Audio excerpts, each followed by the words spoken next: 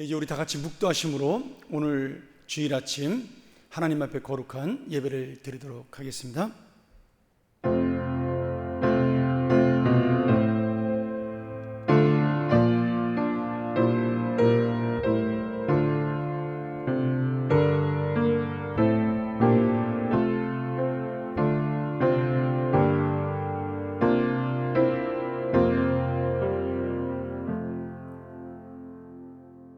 새 노래로 여호와께 찬송하라. 그는 기이한 일을 행하사 그의 오른손과 거룩한 팔로 자기를 위하여 구원을 베푸셨음이로다. 아멘. 하나님 아버지 감사합니다. 우리가 오늘도 다시 한번 주의 자리에 모여 예배할 수 있도록 인도하시며, 비록 함께 모여 공동체의 나눔은 갖지 못하지만 가정에서 가족들이 주님의 이름으로 또 주님의 사랑으로 예배할 수 있는 은혜 주심을 감사합니다. 비록 우리가 함께 모이는 이 예배의 어려움을 언제까지 갈지 모르지만 주께 속히 임하사 오늘 이 말씀대로 주의 구원의 기이한 능력을 행하셔서 다시 한번 예배의 자리로 모인 날이 올 수 있도록 인도하여 주시옵소서. 오늘 예배를 주님께 맡기오며 예수 그리스도의 이름으로 간절히 기원하옵나이다. 아멘. 전능하사 천지를 만드신 하나님 아버지를 내가 믿사오며 그 외아들 우리 주 예수 그리스도를 믿사오니 이는 성령으로 잉태하사 동정녀 마리아에게 나시고 본디오 빌라도에게 고난을 받으사 십자가에 못 박혀 죽으시고 장사한 지 사흘 만에 죽은 자 가운데서 다시 살아나시며 하늘에 오르사 전능하신 하나님 우편에 앉아 계시다가 저리로서 산자와 죽은 자를 심판하러 오시리라. 성령을 믿사오며 거룩한 공예와 성도가 서로 교통하는 것과 죄를 사하시는 것과 몸이 다시 사는 것과 영원히 사는 것을 믿사옵나이다. 아멘. 우리 이 시간 주보에 나와 있는 우리 성시교독 함께 나누도록 하죠. 시편 81편입니다. 우리 찬송가 뒤편에 34번입니다. 우리의 능력이 되시는 하나님을 향하여 기쁘게 노래하며 야곱의 하나님을 향하여 즐거이 소리칠지어다. 시르를 부며 소고를 치고 아름다운 수금에 비파를 아우를지어다. 초하루와 보름과 우리의 명절에 나팔을 불지어다. 이는 이스라엘의 율례요 야곱의 하나님의 규례로다. 하나님이 애굽 땅을 치러 나아가시던 때 요셉의 족속 중에 이를 증거로 세우셨도다. 거기서 내가 알지 못하던 말씀을 들었나니 이르시되 내가 그의 어깨에서 짐을 벗기고 그의 손에서 광주리를 놓게 하였도다.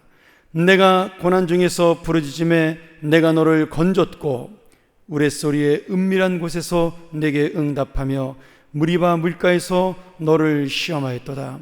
내 백성이여 들으라. 내게 증언하리라. 이스라엘이여 내게 듣기를 원하노라. 너희 중에 다른 신을 두지 말며 이방 신에게 절하지 말지어다. 나는 너를 애굽 땅에서 인도하여낸 내 여호와 내 하나님이니 내 입을 크게 열라. 내가 채우리라 하였으나 내 백성이 내 소리를 듣지 아니하며 이스라엘이 나를 원하지 아니하였도다.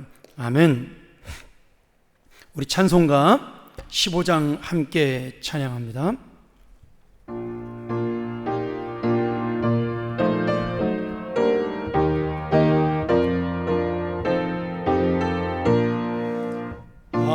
하나님의 크신 사랑 하늘에서 내리사 우리 맘에 항상 계셔 온전하게 하소서.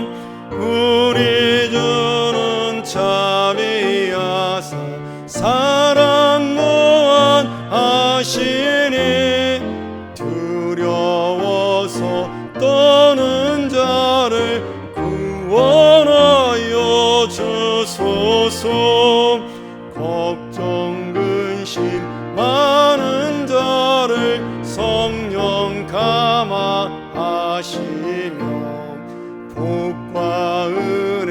사랑받아 평안하게 하소서. 처음과 끝이 되신 주님 항상 인도하셔서 마귀 유혹받는 것을 속히 끊게 하소서. 전능하신 아버지여 주의 능력 주시고 우리 맘에 임하셔서 떠나가지 마소서. 주께 영광 항상 돌려 천사처럼 섬기며 주의 사랑 영영토록 찬송하게 하소서.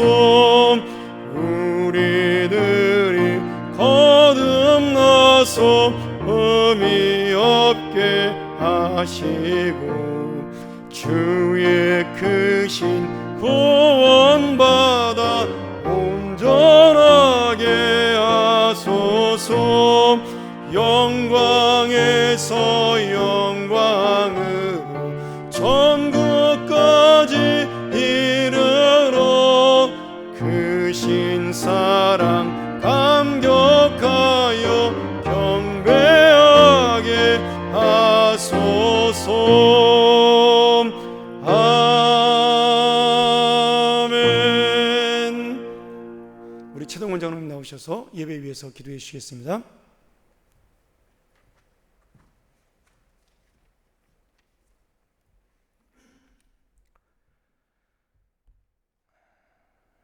사랑의 하나님, 지난 일주일 만에 하나님께 드리는 우리의 예배가 또다시 영상 예배로 드릴 수밖에 없게 되었습니다.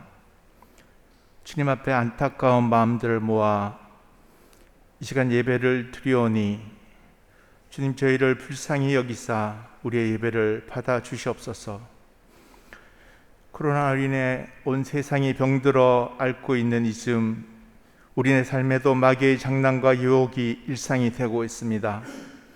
더욱 안타까운 것은 2000년 전 주님을 십자가에 못 박게 한 무리들이 이방인들이 아닌 누구보다 율법을 앞세웠던 유대인이었음을 알기에 오늘날 주님을 믿으러 하는 이들이 하나님의 영광을 가리는 횡포들을 볼 때 너무나 안타깝고, 이 모든 것이 저희들이 기도하지 못하고 올바로 말씀을 따라 행하지 못한 것이라 여겨지기에 온전히 주님 앞에 용서를 구합니다. 주님, 긍휼을 베푸사 저희 무지하고 제대한 모습들을 용서해 주시옵소서. 세상의 군왕들처럼 저들의 생각대로 이끌어가는 이 땅의 행포함을 용서하시고 하나님의 통치가 이 땅에 이루어지게 하옵소서. 주 앞에 행한 알고도 지은 죄들을 자복하고 온 마음으로 통회하며 용서를 구하오니 주님, 이 땅, 이 나라를 불쌍히 여기사 구원해 주시옵소서. 우리 마음속에 두 마음이 있음을 아시는 하나님, 지금의 혼돈과 이해하기 어려운 상황들이 마귀의 괴계이면 우리 연약한 믿음일지라도 이기게 하시고, 하나님의 시험이라면 이 힘든 순간들을 기도하며 인내하며 승리케 하여 주시옵소서. 주님, 우리들이 주님을 처음 만났을 때의 그 사랑을 회복하기를 원하옵나이다. 주의 음성을 처음 들었을 때의 그 은혜를 회복하게 하소서. 서로가 사랑으로 이 힘든 시기를 잘 이겨내고 지나가게 하시옵소서. 거친 풍랑 중에도 주님을 바라보며 바다를 걸었던 베드로처럼 세상의 풍파를 코로나의 혼탁함을 바라봄이 아닌 믿음의 눈을 들어 하늘을 바라보게 하시고 하나님의 뜻을 헤아릴 줄 아는 저희들이 되게 하여 주시옵소서. 북풍우 중에도 바다들어 잠잠하라 하신 주님의 말씀을 따라 그센 바다가 잠잠해진 것처럼 지금의 혼돈 가운데 잠잠히 기도하며 이 상황이 그치게 되기를 소망하는 저희들이 되게 하여 주시옵소서. 말씀으로 돌아가게 하옵소서. 무엇보다도 평안의 강단이 성령의 도우심으로 말씀이 강함으로 인도하여 주시옵소서. 우리의 부패하고 상한 심령을 죄악으로 에덴을 쫓겨난 아담처럼 우리의 상처나고 골문 곳을 도려내는 아픔이 있을지라도 성령의 말씀을 따라 인도하시며 행하게 하셔서 우리를 회복해 하시옵소서. 교회를 지키시는 성령 하나님, 담임 목사님의 건강을 지키시고 성령의 충만함을 주시옵소서. 함께 동역하는 부교육자들에게도 하늘의 은혜가 가득하게 하셔서 늘 강건함으로 주의 교회를 지키게 하여 주시옵소서. 선교 현장들이 코로나로 또한 홍수와 산불 등 자연재해로 혼란과 어려움을 겪고 있는 이때에 눈물로 기도하는 저들을 돕는 손길들이 여호와의 은혜가 말씀의 선포함이 중단되지 않게 하시며 선교사들에게 성령 하나님의 은혜로 세상이 감당할 수 없는 기적들이 선교의 현장마다 나타나게 하옵소서. 저들의 신원을 지켜주시며 하나님의 인도하심이 늘 함께 하기를 간절히 기도드립니다. 평안에 연로하신 지체들의 건강을 붙들어 주시고 평안 지체들이 다니는 직장마다 하시는 사업체마다 주의 인도함이 함께 하시기를 바라옵나이다. 우리에게 허락하신 자녀들을 지켜주시고 평안의 청소년들과 청년들의 현재와 미래가 소망이 있는 삶이 되기를 바라며 평안의 그루터기들이 온전히 주 앞에 신실함으로 자라나게 하옵소서. 이 시간 영상으로 하나님께 예배 드리는 초소마다 저들 가운데 하나님이 영이 함께 하시고 말씀 중에 강한 성령의 힘이 저들 마음에 세상을 이길 힘을 허락하여 주시옵소서. 눈물로 기도하는 자마다 저들의 기도와 소망들이 이루어지기를 원하옵나이다. 이제 하늘의 말씀을 듣습니다. 하나님의 소리에 귀를 기울이게 하옵소서. 잠시 세상에 속한 것들, 걱정과 근심들을 열어놓고 지금은 힘들고 어려운 상황 속에서도 세상을 이길 수 있는 말씀을 허락하여 주시옵소서. 하나님이 주시는 말씀에 집중하게 하옵소서. 전하시는 주의 사자에게 하늘의 능력과 감동을 허락하여 주셔서 성령 하나님의 은혜를 오롯이 전하는 말씀을 선포케 하여 주시옵소서. 예배에 온 시간들이 오직 하나님께만 드립니다. 영광을 하나님께 온전히 바치는 시간이 되게 하시며 주 앞에 받은 첫사랑을 놓쳐버리지 않는 평안의 지체 되기를 바라며 말세지 말 빛과 소금의 직분을 지키게 하여 주시옵소서. 이 모든 말씀을 우리를 어떠한 상황 속에서도 지키시는 주 예수 그리스도의 이름으로 간절히 기도드리옵나이다. 아멘.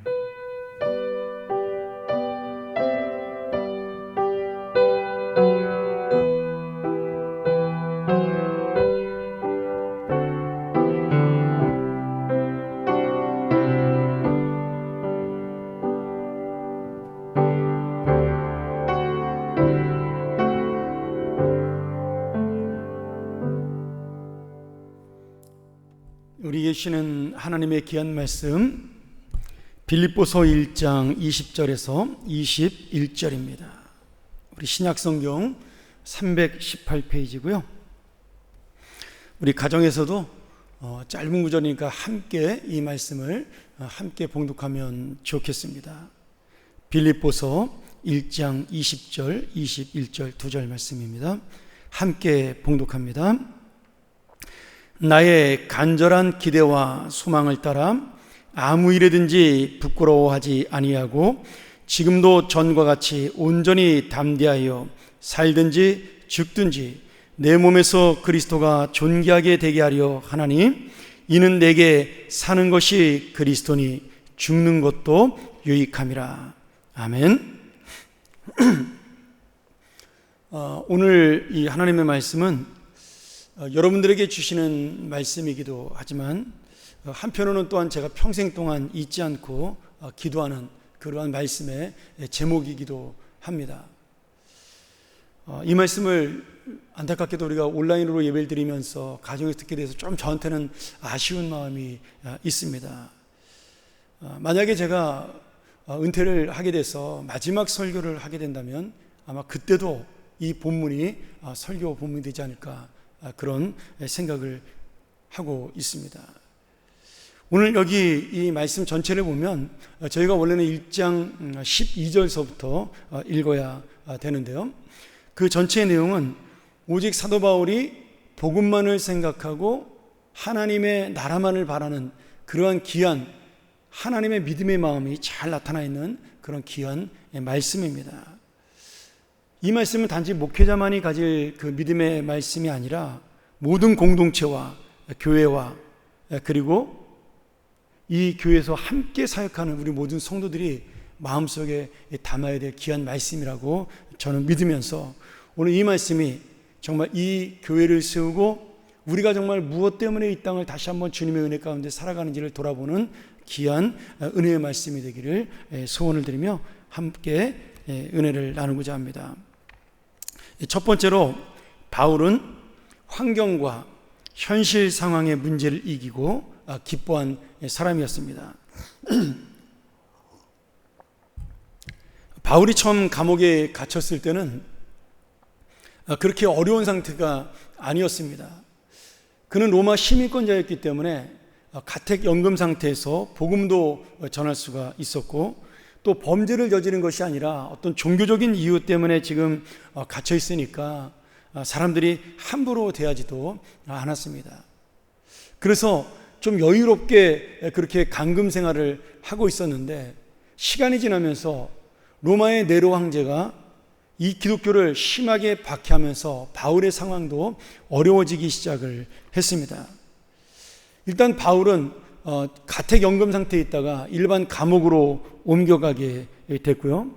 그리고 재판도 열리면은 예전에는 그저 그냥 건고나 훈계 훈방 정도로 풀려날 수 있었는데 이제 이 네로 황제의 어떤 박해로 인해서 그가 잘못하면 본보기로 죽임을 당할 수도 있고 아니면 끝까지 감옥에 갇힐 수도 있는 그런 어려운 상황에 점점 다가가기 시작을 한 겁니다.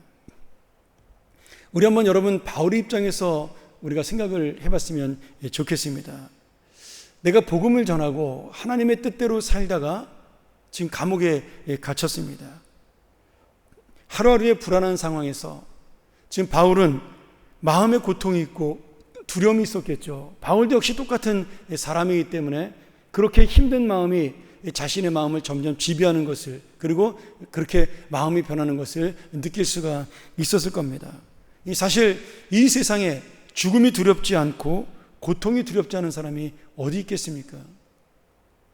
바울의 마음을 참 괴롭게 한 그런 모든 감옥의 삶을 바라볼 때 지금 우리의 인생 속에도 우리를 괴롭히고 우리를 가두고 우리를 옥죄이는 모든 삶 속에서 뭐 사방에서 정말 이렇게 우겨싸움을 당하는 것 같고 답답한 일을 만나는 것 같은 인생 속에서 그러면 나는 어떤 마음으로 살아가야 되는가?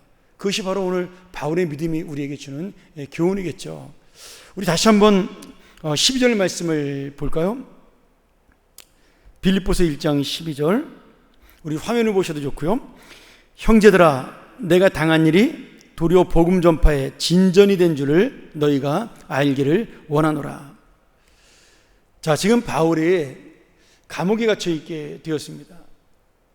그러면 그가 복음을 더 전하지 못하는 어려운 상황 속에 있게 되었는데 바울은 어떻게 고백을 하냐면 내가 감옥에 갇힘으로 인해서 복음 전파에 오히려 진전이 있었다. 이렇게 고백을 하고 있는 겁니다. 왜 그럴까요? 이게 아주 재밌는 모습이죠. 이 바울을 지키고 있던 병사들은 일반 병사들이 아니었습니다. 왕의 친위 되었고 로마 사람만이 들어갈 수 있는 그런 1만 명의 정예 부대라고 보통 알려져 있습니다. 근데 이런 사람들이 바울을 지키기 시작을 하는데요. 어떻게 지켰냐면 간수 두 사람은 보초를 쓰고 두 사람은 제수의 양쪽 팔에 자기의 손을 하나씩 묶으면서 이렇게 4명의 사람이 한 조가 되어 하루에 4교대로 그렇게 6시간씩 바울을 지켰습니다. 그러니 날마다 바울에게는 16명의 군이 시간대별로 하루 종일 같이 있었다 이렇게 추정해 볼 수가 있는 거죠. 어떻게 보면 굉장히 답답하지 않겠습니까? 두 명이 자기를 지금 지키고 있고 밖에도 지키고 있고 그리고 자기는 감옥에 꼼짝 못하는 그런 상황인데, 근데 바울은 놀랍게도 이런 어려운 상황을 답답하다고 여기지 아니하고 그 병사들에게 복음을 전하는 놀라운 기회로 삼았던 겁니다. 지금 이 16명의 군인, 4명씩 교대로 돌아가는 16명의 군인은 바울에게 꼼짝없이 어쩔 수 없이 복음을 들을 수밖에 없었습니다. 뭐 싫어하는 사람도 있었겠고 좋아하는 사람도 있었겠고 관심을 가진 사람도 있었겠지만 바울은 어쨌든 간에 이 16명 교대로 돌아오는 그 정예부대 시위대 사람들에게 날마다 주님의 복음을 전하고 그리고 그들을 가르치기 시작을 한 겁니다. 바울은 자기의 고난에 처한 이 환경과 상황을 힘들어하는 것으로 끝난 것이 아니라 긍정적이고 진취적인 믿음으로 지금 복음의 목적을 이루는데 사용하고 있다라는 거죠. 여기 이 진전이라는 말이 굉장히 재미있는 단어입니다. 예전에 우리가 봤던 그 개역 성경에는요, 개역 한글 성경에는 이것을 진전을 진보라고 번역을 했습니다. 뭐 뜻은 똑같지만 죄송합니다. 원래 이 말은 헬라어로 프로코페 이런 말입니다. 근데 이 프로코페란 말이 뭐냐면 군대의 공병대가 길을 닦는다 그런 뜻이 됩니다. 이 진전됐다라는 말은 군인들이 전진할 수 있도록 공병대가 미리 가서 길을 닦는 겁니다. 로마의 군대는 우리가 역사적으로도 알지만 로마의 군대는 가장 유명한 것이 뭐냐면 전차부대입니다. 그래서 로마는 다른 나라로 진격을 할 때 항상 전차부대가 앞서서 진격을 하고 뒤에 병사들이 따라와서 그 나머지 전쟁을 치루었습니다. 그래서 로마가 세계를 정복할 수 있던 가장 큰 이유 중에 하나가 뭐냐면 바로 이 전차부대의 용감한 능력이었죠. 우리가 뭐 배너라는 영화를 보면 그 전차 경주하는 것도 보이지만 그런 전차들이 칼을 들고 진격을 하면 앞에 있는 모든 사람들은 그저 쓸려나갈 수밖에 없는 그런 것이 로마의 전차 부대였습니다. 근데 이 전차가 지나가려면 보통 최소한 4사람 정도가 다닐 수 있는 넓이의 길이 필요했습니다. 그래서 로마의 이 군인들은 전쟁을 하러 갈 때 항상 공병대가 맨 앞장을 서서 길을 닦고 그리고 그 길을 통해서 전차가 지나가면서 전쟁을 시작하고 도시들을 정복해 나가기 시작을 한 거죠. 그렇기 때문에 로마가 점령한 곳은 언제나 뭐가 있어요? 길이 닦여져 있게 되었습니다. 그래서 우리 속담에 모든 길은 로마로 통한다, 이 말이 여기서 나온 겁니다. 모든 길이 사실은 로마로 통한 것이 아니라 로마로부터 모든 길이 나온 거죠. 이렇게 그 도로가 열리고 그것이 어느덧 사람들이 왕래하는 길이 되면서 그쪽으로 상업이 발달하게 되고 그리고 사람들이 오가는 교육과 학문이 발달하게 되면서 세계에 이 헬라 문화가 완전히 퍼지게 되는 유럽의 역사가 나타나게 되는 거죠. 그리고 또 한편으로는 바울이 이 길을 통해서 복음을 전하러 다니는 데 많은 도움을 받게 되었습니다. 그러니까 지금 바울은 감옥에서 자기를 지키는 군인들에게 시간만 나면 복음을 전할 수 있는 이 상황이 오히려 복음 전파의 길이 열리게 되는 진전을 이루었다라고, 로마에 가지 않고서도 벌써 로마 군인들에게 복음이 전파되는 길이 열렸다라고 그렇게 하나님 앞에 기뻐하며 빌립보 사람들에게 고백하고 있는 겁니다. 오늘 바울은 자신의 인생의 의미였던, 목적이었던 복음 전파를 잊지 않고 있습니다. 그러니까 감옥 안에 죄수로 있든 밖에서 자유로운 생활하든 이 바울에게는 장소나 환경이나 그 상황이 문제가 되지 않았다라는 거죠. 사실은 문제가 된 것이었지만 그는 그것을 문제로 여기지 아니하고 복음을 전하는 또 다른 기회와 통로로 삼았다라는 겁니다. 오늘 우리가 바울처럼 어려운 상황을 만날 수가 있고요, 또 내가 답답한 일을 만날 수도 있습니다. 뭐 우리 교회도 지금 마찬가지죠. 또다시 온라인 예배로 드리게 되는 이런 어려운 일을 만났지만, 제가 지난번 온라인 예배 드렸을 때 우리 교회의 조회수를 바라봤더니, 유튜브 동영상 조회수를 바라봤더니 우리 교인들보다 훨씬 더 많은 숫자가 그 동영상을 보더라고요.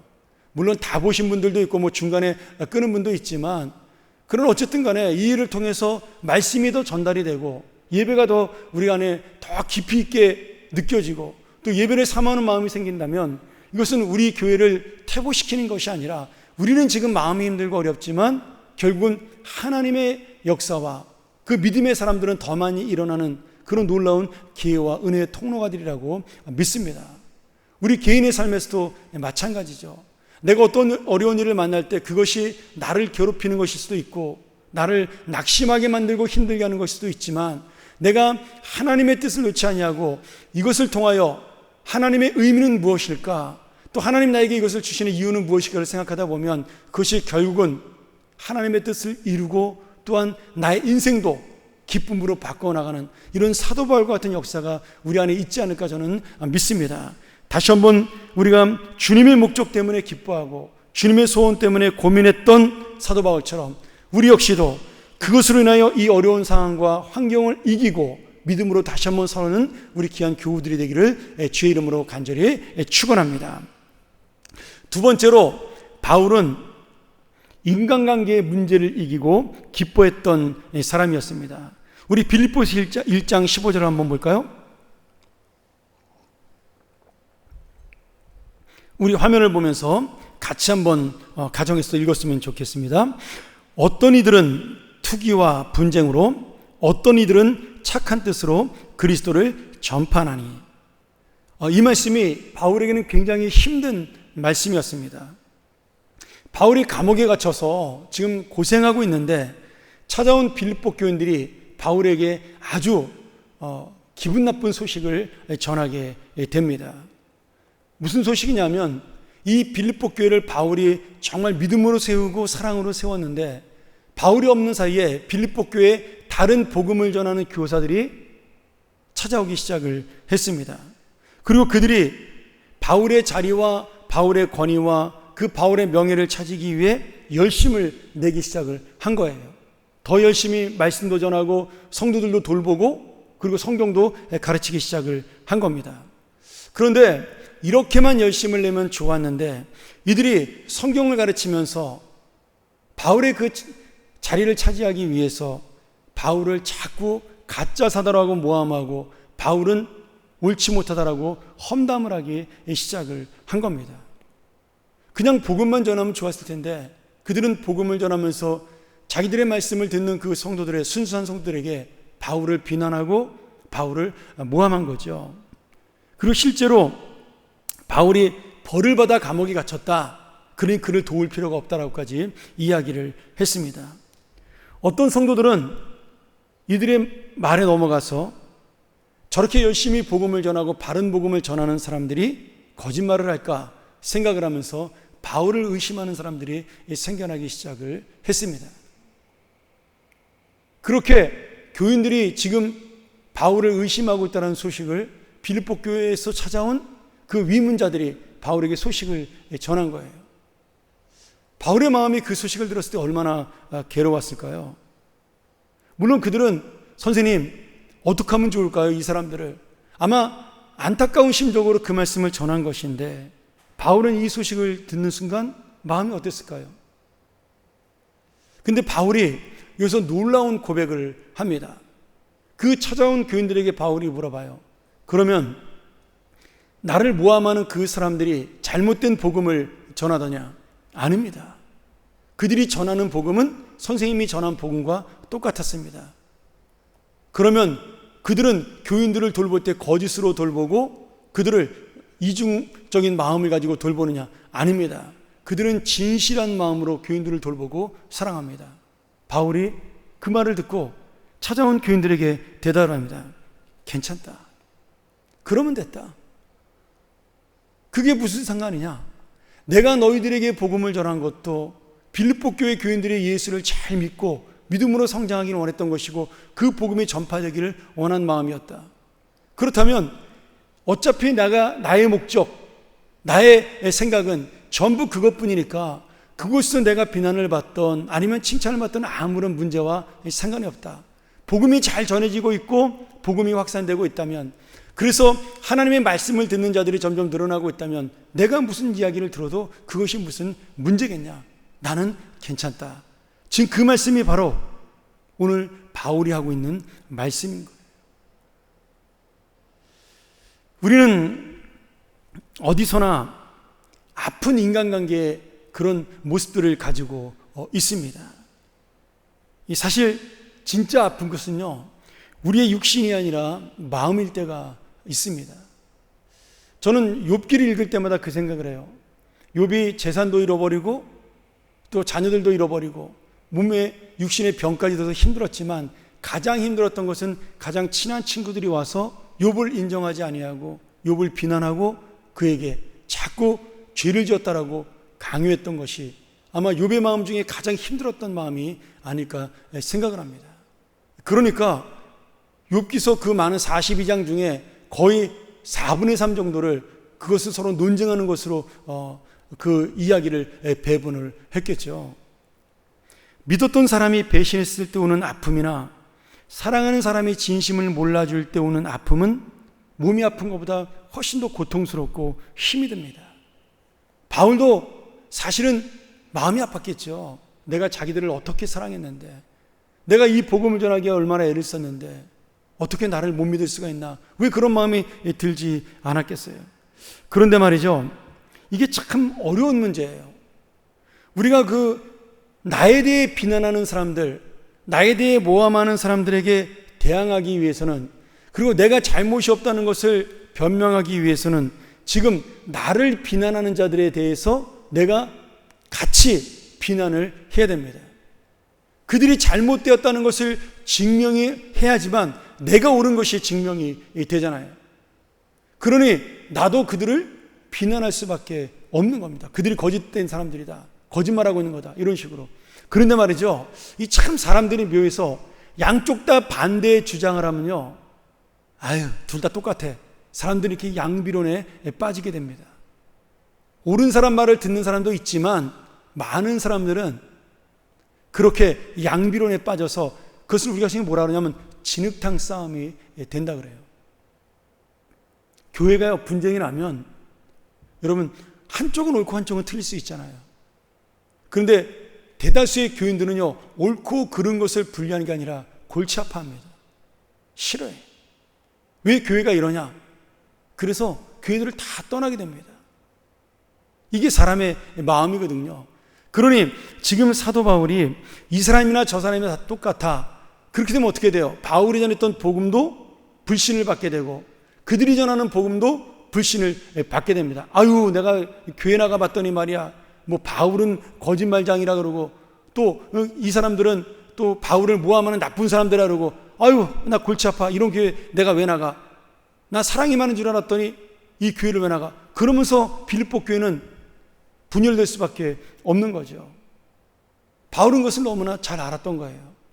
그래서 자신의 개인이 고난을 당하고 희생을 당하는 것으로 끝나고, 그리고 믿을 사람은 믿고 안 믿을 사람은 안 믿잖아요. 여러분, 변명한다고 해서 믿는 것도 아니잖아요, 사실은요. 그러니까 그냥 하나님의 복음이 잘 전달되고 교인들이 잘 돌보아지는 것으로 만족하고 자신을 내려놓은 것입니다. 빌립보서 1장 18절 한번 보죠. 그러면 무엇이냐? 지금 그들에 대한 이야기를 하는 겁니다. 그들이 거칠애로 하나 참으로 하나, 복음을 거칠애로 전하는 것이나 참으로 전하는 것이나 무슨 방법으로 하든지 무슨 방도로 하든지 전파되는 것은 누구다? 그리스도다. 그러니 나는 기뻐하고 또한 기뻐하리라. 그들이 나보다 더 나은 사람이라고 인정받기 위해서 더 열심히 일해서 복음이 전파된다면 그것도 좋다. 또 내가 전한 복음보다 자기들의 복음이 옳다고 주장하기 위해서 열심히 사람들을 하나님의 말씀으로 인도한다면 그것도 괜찮다. 전파되는 것은 예수님만 전파되면 되는 것이니까 나는 상관없이 기뻐하고 기뻐할 수 있다. 이것이 바울의 고백입니다. 오늘 여러분, 바울을 비난했던 사람들이 복음에 대한 열심을 내어서 바울보다 칭찬을 듣기 위해서 전도했고요, 또 많은 사람이 복음을 알게 되었습니다. 그러니까 바울은 자신의 목적이었던 복음 전파가 이루어지는 것으로 모든 것을 만족할 수가 있다라고 고백을 하고 있는 겁니다. 바울은 자신의 인생에서 가장 중요한 것이 무엇인지를 아는 사람이었어요. 자신의 사명과 목적을 놓치지 않고 사는 사람이었습니다. 자신의 감동보다 중요한 하나님의 뜻이 이루어지기를 원했던 사람이었습니다. 그러기에 빌립보 교회는 결국 이 바울의 진심을 알게 되죠.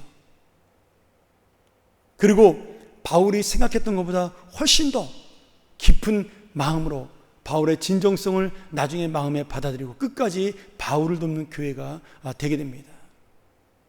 오늘 여러분, 우리가 감정적으로 나의 것을 처리하고 내 마음이 시원해지는 것을 하나님의 뜻이라고 하지 않습니다.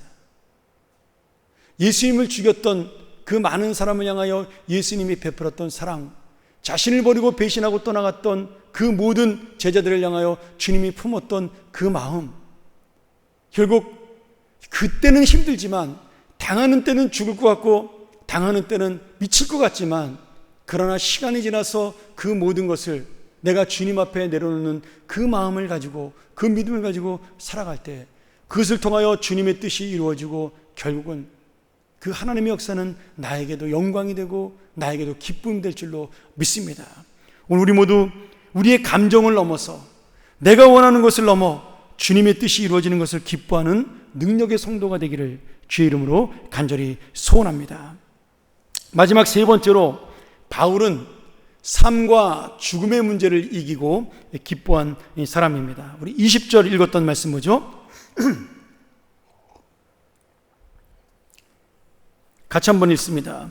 나의 간절한 기대와 소망을 따라 아무 일에든지 부끄러워하지 아니하고 지금도 전과 같이 온전히 담대하여 살든지 죽든지 내 몸에서 그리스도가 존귀하게 되게 하려 하나니, 이는 내게 사는 것이 그리스도니 죽는 것도 유익함이라. 바울의 소원은 무엇이었어요? 감옥에서의 석방이 아닙니다.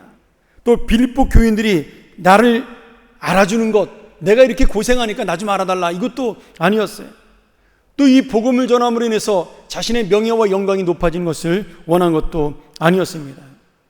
오직 바울의 소원은 예수님만 존귀하게 되는 것, 예수님이 높아지는 것, 예수님의 복음이 전파되는 것, 그리고 예수님의 사랑과 은혜가 사람들의 마음에 담겨지는 것, 그것이 바울의 소원이었습니다.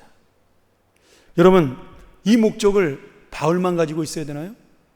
아니면 교회 목사만 가지고 있어야 되나요? 아닙니다.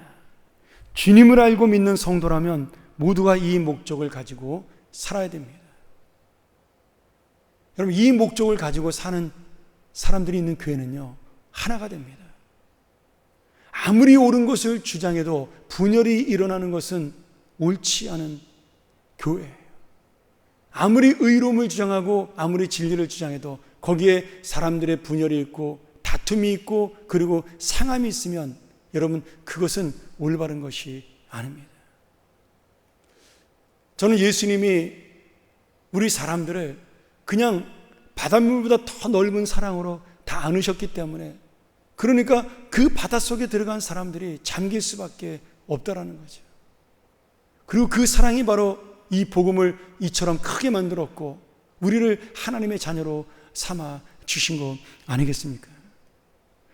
오늘 바울처럼 이 목적을 가지고 살면 내가 원하는 것이 이루어지느냐, 내 마음대로 되느냐, 이런 것은 문제가 되지 않습니다. 예수님이 잘 되는 것이 내 인생의 목적이라면 내 감정이 상하고 내가 인정받지 못하고 내가 살고 죽는 것이 문제가 되지 않습니다. 이런 사람을 어떤 사람이라고 불러요? 세상이 감당 못할 사람이다, 이렇게 부릅니다. 세상이 감당 못할 사람. 여러분, 주님을 위해서 죽는 것도 유익하다고 말하는데 무엇이 이 믿음을 이길 수 있겠어요? 우리가 가장 두려워하는 것이 마지막에 죽음인데 이 죽음조차도 나는 상관이 없다라고 말한다면 여러분, 전혀 이 사람은 세상이 감당할 수가 없는 겁니다. 어쩌면 사도 바울은 자신이 갖고 있었던 명예, 지식, 또 영광, 이런 것들도 하나님 나라 앞에 가면 다 끝난다라고 생각을 했던 그런 재림의 사람입니다. 종말의 사람이었어요. 그러니까 어쩌면 진심으로 그래서 그는 이 세상의 명예와 영광이 그렇게 대단하게 생각되지 않았던 겁니다.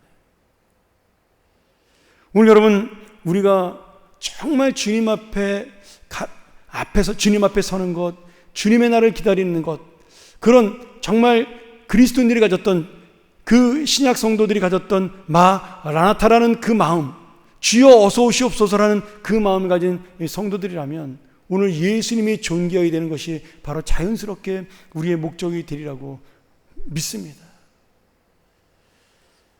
제가 말씀을 정리하면서 제가 대학 때 들었던 목사님이 한 이야기를 소개하고 마치고자 합니다. 제가 평생 동안 이 말씀을 잊지 않고 노력하려고 하고 있고요. 제가 처음 부임하는 모든 교육자들에게도 주는 말씀이기도 합니다. 박영순 목사님이 저희 대학 때 이런 설교를 하면서 예화를 들은 적이 있습니다. 어떤 목자가 양을 잘 열심히 지킨다. 정말 자기가 그 양들을 가족처럼 사랑하고 그 양들을 위해 목숨을 바칠 만큼 그 양들을 사랑한다. 근데 어느 날 그 양들을 해치기 위하여 곰과 늑대들이 그 양들을 해치기 위하여 달려들었다. 그래서 이 목자가 그 양들을 지키기 위하여 곰과 싸우고 늑대와 싸운 겁니다. 근데 싸우다가 그 곰에게 한쪽 팔을 잃어버리고 그 늑대들에게 한쪽 다리를 잃어버리는 그런 불행을 만나게 됩니다. 대신 그 목자의 희생으로 말미암아 양들은 목숨을 건지게 되었고 안전하게 되었습니다. 그리고 이 목자가 그 전쟁이 다 끝난 다음에 그 다음에 양들을 향하여 이 생각을 가지는 거죠. 내가 저들을 향하여 내 목숨을 던지고 이 팔을 희생하고 발을 희생하여 저들을 구했으니 저들이 더 나를 존경하고 더 나를 따르지 않겠느냐. 그렇게 생각을 하고 그 불구의 몸을 이끌고 그가 지팡이를 짚고 양들에게 나갔는데 양들은 어느새 자기들을 지켜줄 새로운 목자, 자기들을 안전하게 지켜줄 건강하고 힘있는 목자를 향하여 떠나는 모습을 보게 됩니다. 그때 그 목사님이 마지막으로 이렇게 말씀을 하셨습니다. 그때 슬퍼하며 울며 내가 헛살았다라고 원망하는 것이 목자의 마음이냐? 아니면 그것이 당연하다. 나는 양들을 지키기가 이 자리에 있던 사람이니 이제 양들을 지킬 수 없는 몸이 되었을 때 이 자리를 떠나는 것이 너무나 당연하다고 생각하는 것이 목자의 마음이냐? 저희에게 그런 도전을 던졌습니다. 오늘 여러분, 평생 제가 이 말씀을 기억하고 살려고 노력을 하지만 막상 현실 앞에서 바울과 같은 일을 만날 때 힘들고 어렵습니다. 서운하고요. 사람이기 때문에 어쩔 수 없는 거죠. 그럼에도 불구하고 이 길이 쉬운 길도 아니고 쉬운 감정도 아니지만 이렇게 살아야 하는 것이 참된 목자의 길이고 참된 부모의 길이고 참된 리더의 길입니다. 그리고 마지막에 예수님께서 진정으로 승리했던 인생이죠. 여러분, 부모는 자식을 위하여 희생하고 그 공로를 드러내지 않습니다. 예수님은 우리가 그 공로를 알아준 것이지 십자가의 공로를 예수님이 한 번도 우리에게 자랑하신 적이 없으셔요. 그냥 내가 저들을 위하여 죽었다로 주님은 만족하신 겁니다. 부모님은 우리를 위하여 사랑하며 희생하며 사셨다는 것으로 만족하신 겁니다. 그 서운함을 이길 수 있고 인간의 감정을 이길 수 있을 때 그것이야말로 예수님이 진정으로 승리했던 그런 놀라운 믿음의 인생이라고 믿습니다. 사랑하는 여러분, 오늘 이 말씀이 목사인 저에게만 주시는 말씀이 아니라는 겁니다. 우리가 이 땅을 살아가면서 가져야 될 하나님의 믿음의 마음이라는 거죠. 내 소원이 무엇이냐? 내 목적이 무엇이냐? 내가 가장 기뻐하는 것이 무엇이냐? 내가 가장 붙들어야 될 것이 무엇이냐? 오늘 하루도 이 말씀을 통하여 다시 한번 그것을 놓치지 아니하고 정말 바울의 마음처럼 참된 리더가 되고 참된 부모가 되고 그리고 참된 하나님의 목자가 되어서 하나님의 나라를 위하여 이 교회를 향하여 우리 모두가 함께 부둥켜 안고 정말 주님의 나라를 만들어가는 귀한 성도들, 주님의 가정을 만들어가는 귀한 하나님의 사람들, 귀한 교회를 만들어가는 그런 하나님의 일꾼들이 되기를 주님의 이름으로 간절히 축원합니다. 아멘. 우리 한번 이 시간 옆에 가족들이 있으면 함께 손을 잡고 기도했으면 좋겠습니다. 뭐 가족끼리 손 잡는 거에 괜찮겠죠? 우리 코로나 확산됐어도요. 그 손을 잡고 한번 그렇게 기도했으면 좋겠어요.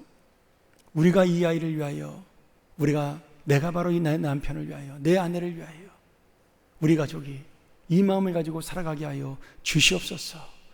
우리가 지금 교회를 나오지 못하고 가정에서 예배를 드리고 있지만 우리의 마음이 바로 교회에 들어온 마음이 될 수 있도록 도와주시고, 정말 목사님부터 그 마음을 가지고 우리 모든 교회 교육자와 직원들, 장로님, 권사님, 안수집사님들, 우리 모든 교우들 한 사람 한 사람이 이런 마음을 가지고 주님의 교회를 만들어가는 놀라운 일이 일어날 수 있도록, 우리 가정이, 이 대한민국이 바로 그런 나라가 될 수 있도록, 그래서 우리 손잡은 이 자녀들이 미래에 이 나라를 이끌어나갈 그런 주인공들이 되었을 때 우리 부모님들의 은혜로, 선배들의 공로로 우리가 이처럼 좋은 나라에 살게 되었다라는 그런 고백이 나올 수 있도록 우리 한번 같이 이 시간 이 말씀 기억하면서 함께 기도하겠습니다. 하나님 아버지, 감사합니다. 이 말씀이 잘 박힌 못처럼 우리의 마음에 새겨들어가 바로 내가 지켜야 될 말씀, 힘들고 어렵고 그리고 부담되지만 이 말씀을 지킴으로 진정한 예수 그리스도의 승리를 얻을 수 있는 귀한 인생들이 될 수 있도록 인도하여 주시옵소서. 하나님의 은혜, 하나님의 사랑, 그것이 바로 내 고백이요, 그것이 바로 나의 인생이요, 이 복음이 전파되는 것 우리의 소망이 되게 도와 주시옵소서. 그러한 가정을 이루고 교회를 이루고 나라를 이룰 수 있도록 함께하여 주시옵소서.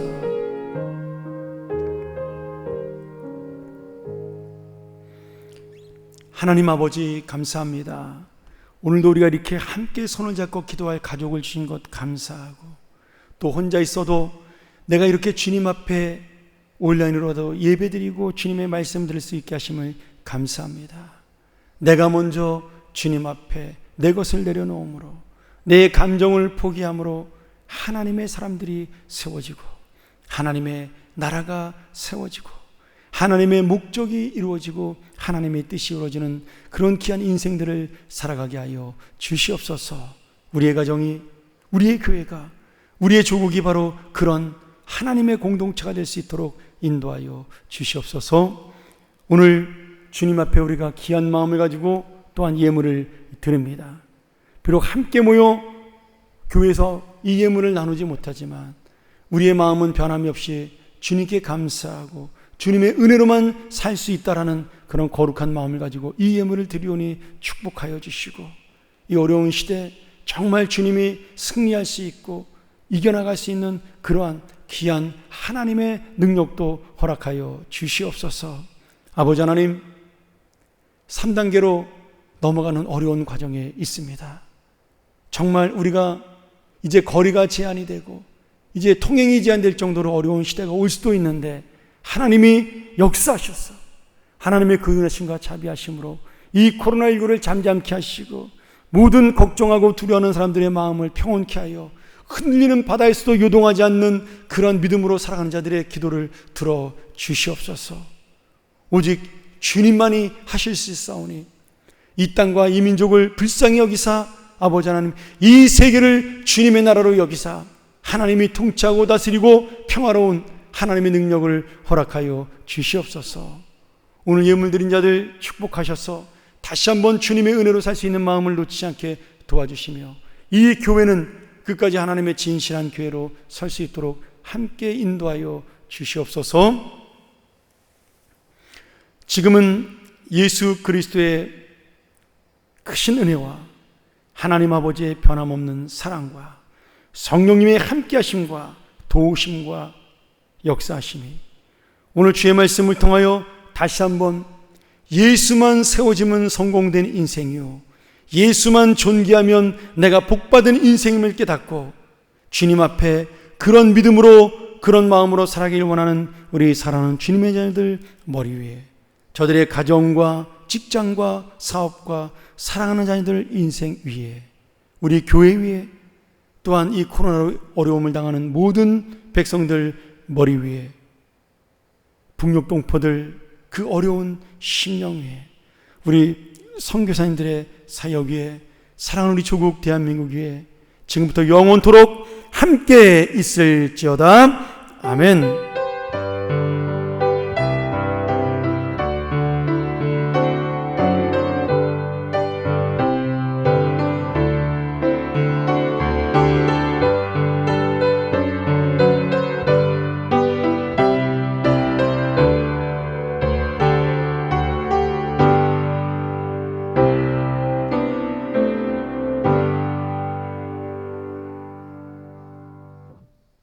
감사합니다. 우리 이상으로 온라인 예배를 마쳤습니다. 잠깐 제가 교회 소식 전하고 또 우리 다음 주에 뵙도록 하죠. 코로나19의 급격한 재확산으로 인해서 교회 공동체와 우리 성도 여러분의 안전을 보호하기 위해 교회에서 다음과 같이 결정을 했습니다. 주일 1부, 2부, 3부 새벽 예배, 금요기도회 및 모든 모임이 8월 19일 수요일서부터 2주간 온라인으로 진행됩니다. 요 한 주간 정도 보고요. 새벽 기도는 다음 주부터 지금 다시 우리가 오픈할까 그렇게 생각 중에 있습니다. 여러분 위해서 기도를 부탁드리고요. 모든 교육부서, 영아부, 유치부, 어린이부, 청소년부, 예바다부 예배도 2주간 동안 온라인으로 진행이 됩니다. 우리 지난번에 한번 경험했기 때문에 큰 혼란은 없을 것 같고요. 우리 각 부서마다 교사들과 아이들 자주 긴밀하게 연락할 수 있도록, 그래서 우리가 몸은 떨어져 있지만 믿음으로 함께 있는 그런 귀한 모습을 보여주시기를 부탁드리겠습니다. 모든 모임과 집회는 일단 쉬도록 하고요. 교회 모든 시설 출입을 통제하겠습니다. 우리 교회 직원들과 교육자들 외에는 되도록 교회에 출입을 통제해 주실 부탁을 드리겠습니다. 우리 성도님들 중에 기침과 발열 등의 증상이 있을 경우 반드시 목자나 우리 교육자에게 연락 주시기 바라고요. 또 검사도 받으셔야 되겠죠. 그리고 교회 출입도 당연히 자제를 부탁을 드리겠습니다.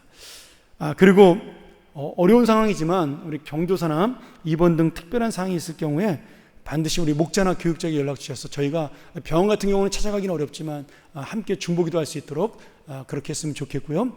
그리고 장례나 우리 결혼식 같은 경우도 우리가 참석은 하도록 그렇게 할 예정입니다. 그러니까 여러분 연락 주셔서 함께 우리가 기쁨도 나누고 또 슬픔도 나누는 그런 귀한 가족 공동체가 되기를 소원합니다.